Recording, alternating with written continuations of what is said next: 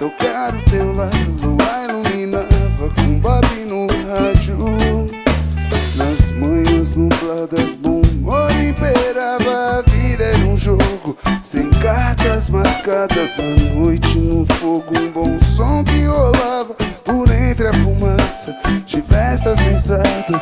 Como se os ouvidos pudessem respirar, som invadia o corpo como se fosse o ar. O som tomava forma, sensação de bem-estar.